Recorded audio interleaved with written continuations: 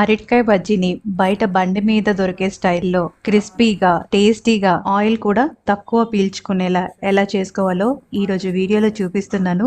చాలా సింపుల్ గా చేసుకోవచ్చు.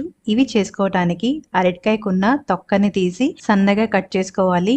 మరీ పల్చగా కాకుండా కాస్త థిక్గా ఉండేటట్టు కట్ చేసుకొని ఈ ముక్కల్ని నీళ్ళలో వేసేయండి. లేదంటే అరటికాయ ముక్కలు నల్లగా అయిపోతాయి. ఇంకో మిక్సింగ్ బౌల్లో 1 కప్పు శనగపిండి, 2 టేబుల్ స్పూన్ల బియ్యం పిండి, రుచికి తగ్గ ఉప్పు, కొద్దిగా పసుపు, రుచికి తగ్గ కారం, కొద్దిగా ఇంగువ వేసి వీటిని బాగా కలుపుకొని తర్వాత కొద్దిగా నీళ్ళని వేసి కలుపుకోవాలి. చేతి వేళ్ళకి పిండి కోటింగ్ లా ఇలా నీట్ గా పట్టిందంటే పిండి కన్సిస్టెన్సీ కరెక్ట్ గా ఉన్నదన్నమాట. తర్వాత నీళ్ళలో వేసిన అరటికాయ ముక్కల్ని ఏదైనా క్లాత్ తో గానీ లేదా టిష్యూ పేపర్ తో తేమ లేకుండా తుడిచేయండి. ఈ అరటికాయ ముక్కల్ని కలుపుకున్న శనగపిండిలో ముంచి వేడివేడిగా కాగుతున్న ఆయిల్ లో వేసి నీట్ గా ఫ్రై చేసుకోండి.